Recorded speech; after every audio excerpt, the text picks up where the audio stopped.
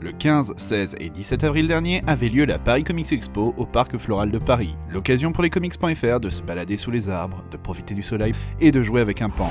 Plus sérieusement, c'était l'occasion pour nous d'être exposants sur le salon et de pouvoir vivre cette nouvelle édition de l'intérieur. Tout d'abord, revenons sur l'un des changements majeurs, le nouveau lieu. Exit l'espace Champéret et bonjour au Parc Floral de Paris à côté du château de Vincennes.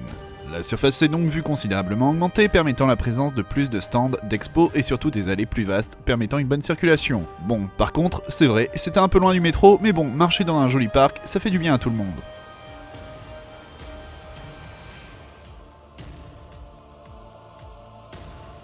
La PCE se présente vraiment comme le salon parisien dédié aux comics, et non à la pop culture comme c'est bien souvent le cas. Entre les vendeurs de comics, oui, ça peut paraître étrange, mais pas mal de conventions de comics n'ont même pas de stand de vente de comics autres que ceux des éditeurs. De toys, de planches originales, de t-shirts, de lithographies et autres, il y avait de quoi repartir avec un souvenir pour toutes les bourses, et peu importe son héros fétiche.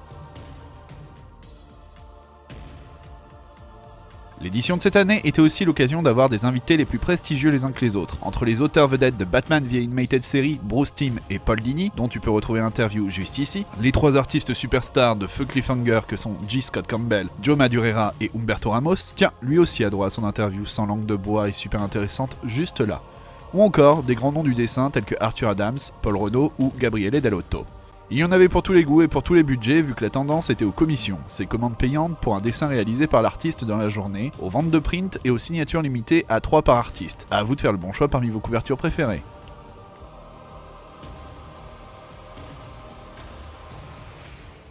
Les éditeurs ont aussi joué le jeu en présentant de nombreux titres en avant-première, tels que Suiciders, Tokyo Ghost, en jouant la carte des couvertures variantes en édition limitée faisant la part belle aux invités du salon, ou carrément en invitant des artistes comme Libermero, interviewé par nos soins pour l'occasion lui aussi, Matteo Scalera, Valerio Citti ou encore Paolo Rivera. On en a même profité pour vous proposer une interview de François Hercouet, Big Boss d'Urban Comics, que vous pouvez retrouver ici.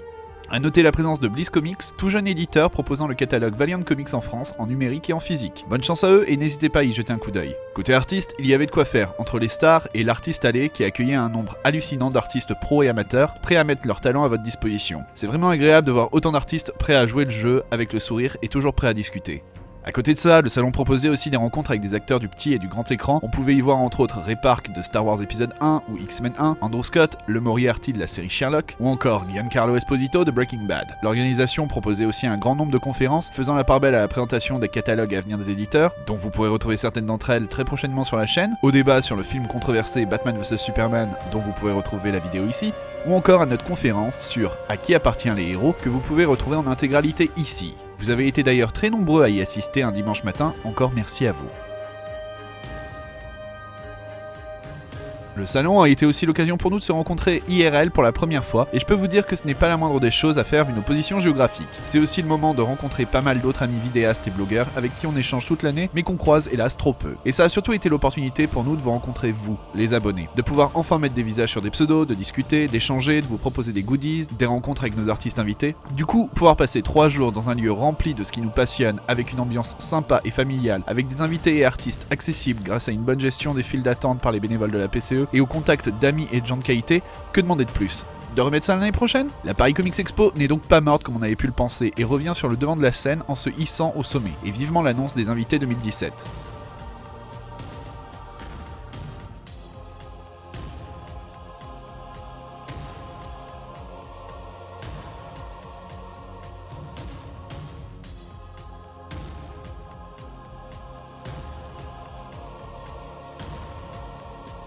Et plus personnellement, ce salon fait partie de mes meilleurs souvenirs de convention que j'ai pu vivre jusque-là, que ce soit par les rencontres avec les artistes, avec les fans venant vous redonner un plein de motivation en vous parlant des vidéos qu'ils ont particulièrement aimées, ça a surtout été la chance de pouvoir traîner avec toute l'équipe et de voir que la bonne entente qu'il peut y avoir entre nous sur le web existe aussi en réel. Ça peut faire un petit peu babtou fragile, mais ça a été un vrai plaisir d'échanger avec chacun d'entre eux et de pouvoir s'entraider, de déconner, de faire des repas dans une pizzeria qui s'éternisait tellement on avait de choses à se dire et qu'on continuait encore dans un bar ou dans notre chambre d'hôtel. Alors oui, il y a peu d'heures de sommeil, mais la bonne humeur a toujours été là, même quand on a été sur les rotules, et une sensation de tristesse on a gagné quelques-uns d'entre nous quand il a fallu se quitter. Du coup, on a plus que jamais l'envie de vous proposer de se retrouver l'année prochaine pour quelque chose de better, stronger et longer. On espère que les personnes qui ont pu passer nous voir ont passé un bon moment en notre compagnie, et que pour celles n'ayant pas pu faire le déplacement, nos vidéos ont un peu permis de vivre le salon en différé. Donc merci à tous, et aussi aux copains de lescomics.fr, et vivement l'année prochaine.